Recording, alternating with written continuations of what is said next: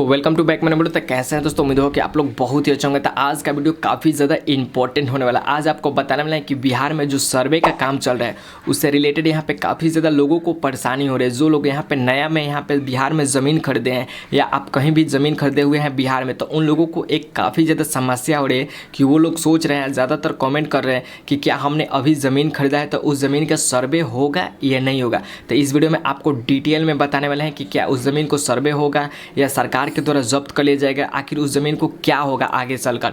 इस वीडियो में आपको बताने वाले हैं। तो वीडियो में आगे बढ़ने से पहले सबसे पहले तो वीडियो को लाइक कर लीजिए और चैनल को सब्सक्राइब कर लीजिए।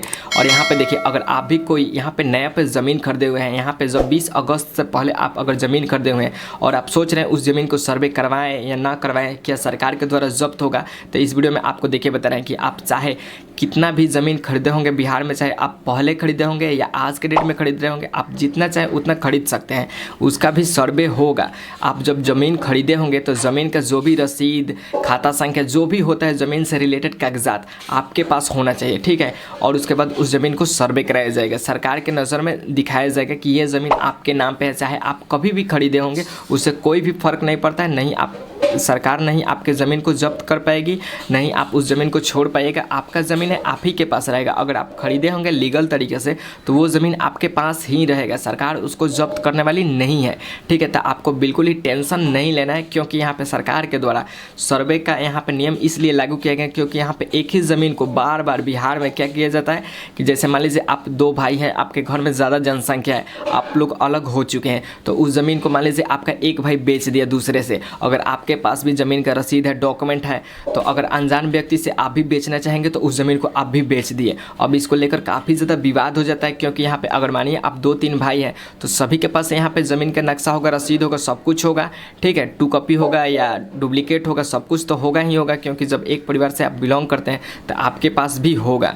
तो आप मान लीजिए आपका बड़े भाई आपको धोखा से उस ज़मीन को बेच दिया, आपके पास भी रसीद है, आपने भी क्या किया, दूसरे से बेच दिया, तो उस ज़मीन में काफ़ी ज़्यादा विवाद हो जाता है। तो इसी को देखते हुए बिहार सरकार ने काफ़ी ज़्यादा बदलाव किया है ज़मीन सर्वे को लेकर, कि यहाँ पे सरकार के नज़र में आएगी कि कौन सा ज़मीन लीगल है, कौन सा ज़मीन इलीगल है, और सरकार को नज़र में दिखाना है कि कौन सी ज़मीन पे यहाँ पे लोग कब्जा किए हैं। अगर आप मान लीजिए छोटे परिवार से बिलोंग करते हैं तो उस ज़मीन को लोग कब्जा कर लेते हैं, ज़बरदस्ती उस पर अपना घर मकान कुछ भी बना लेते हैं, जो छोटे लोग होते हैं उनसे छीन लेते हैं।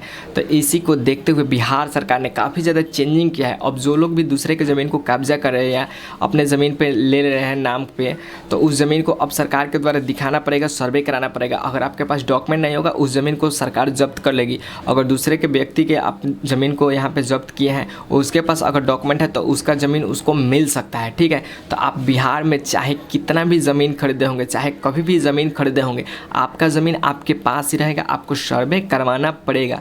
अगर आप सर्वे नहीं कराते हैं तो हो सकता है आपको बाद में दिक्कत आ जाए, आपको बाद में कोर्ट कचहरी का चक्कर लगाना पड़ जाए। तो आप अगर सोच रहे हैं कि अगर आजकल के डेट में अगर आपने ज़मीन खरीदा हुआ है बिहार में, तो आप बेहिचक होकर जो भी ज़मीन का रसीद, डॉक्यूमेंट, खाता संख्या जो भी है बिहार से रिलेटेड, ज़मीन से रिलेटेड, तो उसको ले जाइए और साइबर में जाइए। ऑनलाइन यहाँ पे जो भी प्रोसेस है उसे कंप्लीट कीजिए। ऑफलाइन करना चाहते हैं तो ऑफलाइन भी आप कर सकते हैं और ज़मीन का सर्वे कराइए। आपका ज़मीन कहीं नहीं जाने वाला है, सिर्फ आपको सरकार की नज़र में दिखाना है और सर्वे को यहाँ पे ज़रूर करवाना है, नहीं तो आपको बाद में दिक्कत हो सकता है।